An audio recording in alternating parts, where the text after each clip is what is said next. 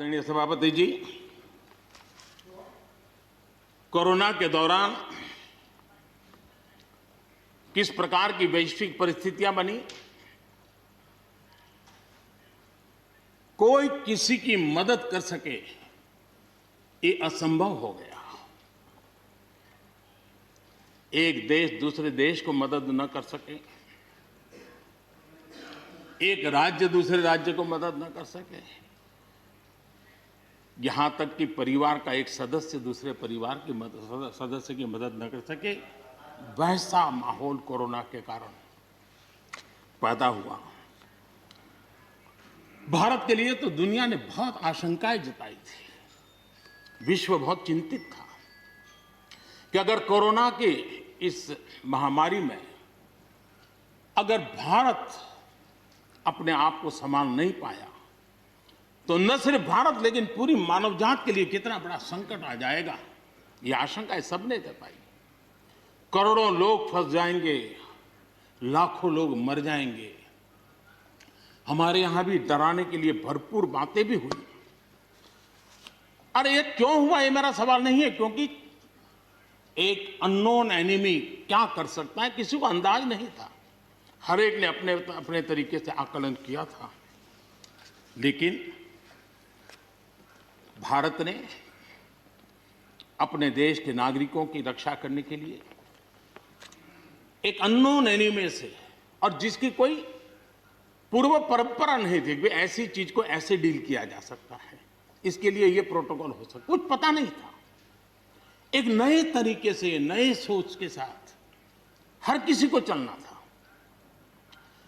हो सकता है कुछ विद्वान सामर्थ्यवान लोग, उनको कुछ और विचार हो सकता है, लेकिन था ये कि एक अननोन एनिमी था और हमें रास्ते भी खोजने थे, रास्ते बनाने भी थे और लोगों को बचाना भी था। उस समय जो भी ईश्वर ने बुद्धि, शक्ति, सामर्थ्य दिया, इस देश ने उसको करते हुए देश को बचाने में भरसक काम किया है। और आज दुनिया इस बात का गर्व कर रही है कि इस वाकई भारत ने दुनिया की मानवजात की रक्षा करने में बहुत बड़ी अहम भूमिका निभाई। ये लड़ाई जीतने का यश किसी सरकार को नहीं जाता है, न किसी व्यक्ति को जाता है, लेकिन हिंदुस्तान को तो जाता है। गर्व करने में क्या जाता है?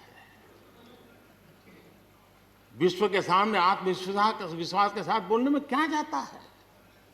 इस देश ने किया है। गरीब से गरीब व्यक्ति ने इस बात को किया है। उन समय सोशल मीडिया में देखा होगा, फुटपाथ पर एक छोटी झोपड़ी लगा करके बैठी हुई एक बूढ़ी मां, वो भी घर के बाप की झोपड़ी के बाहर दिया जला करके भारत के शुभ के लिए कामना कर, हम उसकी मजाक उड़ा रहे हैं, उस भावनाओं का मखौल उड़ा रहे हैं। समय है, जिसने कभी स्कूल का दरवाजा नहीं देखा था, उसके मन में भी देश के लिए जो भी दिया जला करके भी देश की सेवा कर सकता हूं तो करूं, इस भाव से किया था। और उसने देश में एक सामूहिक शक्ति का जागरण किया था, अपनी शक्ति का, सामर्थ्य का परिचय करवाया था। लेकिन उसकी भी मजाक उड़ाने में मजा आ रहा है। विरोध करने के लिए कितने मुद्दे हैं जी,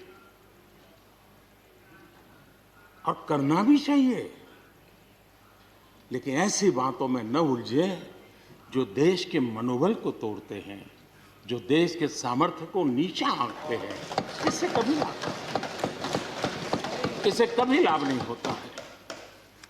हमारे कोरोना वॉरियर्स, हमारे फ्रंटलाइन वर्कर्स, आप कल्पना कर सकते हैं जी, जब चारों तरफ भाई कहीं किसी से कोरोना आ जाएगा तो ऐसे समय ड्यूटी करना, अपनी जिम्मेवारियों को निभाना, ये छोटी चीजें नहीं है।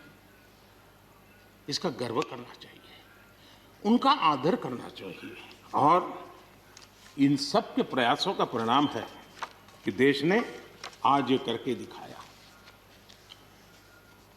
हम जरा भूतकाल की तरफ देखें, ये आलोचना के लिए नहीं है, उन स्थितियों को हमने जिया है। कभी चेचक की बात होती थी, कितना भय फैल जाता था, पोलियो कितना डरावना लगता था, उसकी वैक्सीन पाने के लिए क्या क्या मेहनत करनी पड़ती थी, कितनी तकलीफें उठानी पड़ती थी, मिलेगा कब मिलेगा, कितना मिलेगा, कैसे मिलेगा, कैसे लगाएंगे, एक दिन हमने बिताए हैं। ऐसी स्थिति में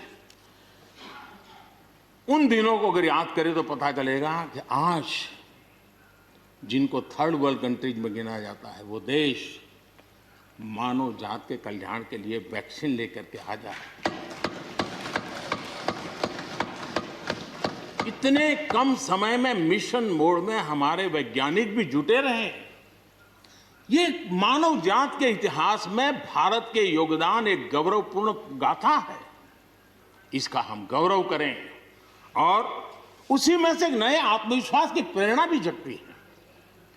हमने उस नए आत्मविश्वास की प्रेरणा को जगाने के ऐसे प्रयासों को आज देश गर्व कर सकता है कि दुनिया का सबसे बड़ा टीकाकरण अभियान इसी मेरे देश में चल रहा है। विश्व में तेज गति से टीकाकरण आज कहीं हो रहा है तो इसी हम सब की मां भारती के गोद में हो रहा है। और भारत का ये सामर्थ्य कहां नहीं पहुंचा है। आज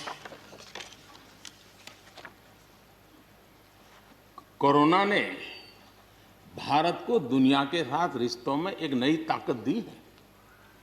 जब शुरुआत में कौन सी दवाई काम करेगी, वैक्सीन नहीं थी, तो सारा विश्व का ध्यान भारत की दवाइयों पर गया। विश्व में फार्मेसी के हब के रूप में भारत उभर करके आया। 150 देशों में दवाई पहुंचाने का काम उस संकट काल में भी इस देश ने किया है। मानव जात की रक्षा के लिए हम पीछे नहीं। इतना ही नहीं, इन समय वैक्सीन के संबंध में भी विश्व बड़े गर्व के साथ कहता है कि हमारे पास भारत की वैक्सीन आ गई है, हमारे पास भारत की वैक्सीन आ गई है। हम सबको मालूम है कि दुनिया के बड़े बड़े अस्पताल में भी बड़े बड़े लोग भी जब ऑपरेशन कराने जाते हैं, कोई बड़े मेजर ऑपरेशन के लिए, और ऑपरेशन थिएटर में जाने के बाद प्रक्रिया शुरू होने के पहले उसकी आंखें ढूंढती है कि कोई हिंदुस्तानी डॉक्टर है कि नहीं है। और जैसे ही एकाध टीम के अंदर एकाध भी हिंदुस्तानी डॉक्टर दिखता है ना, उसका विश्वास हो जाता है अब ऑपरेशन। ये देश ने कमाया है, इसका हमें गर्व होना चाहिए। और इसलिए इसी गर्व को लेकर के हम आगे बढ़ रहे हैं। इस कोरोना में जैसे वैश्विक संबंधों में भारत ने अपनी एक विशिष्ट पहचान बनाई है, अपना स्थान बनाया है, वैसे ही भारत ने हमारे फेडरल स्ट्रक्चर को इस कोरोना के कालखंड में हमारी अंतर्भूत ताकत क्या है, संकट के समय हम कैसे मिलकर के काम कर सकते हैं, एक ही दिशा में सब शक्तियां लगा करके हम कैसे प्रयास कर सकते हैं, ये केंद्र और राज्य ने मिलकर के करके दिखाया है। मैं राज्यों को भी, क्योंकि इस सदन में राज्यों की अपनी फ्लेवर होती है, और इसलिए इस सदन में तो मैं विशेष रूप से राज्यों का भी अभिनंदन करता हूं। और कोऑपरेटिव फेडरलिज्म को ताकत देने का काम, इस कोरोना के संकट को अवसर में पलटने का काम हमारे सभी ने किया है।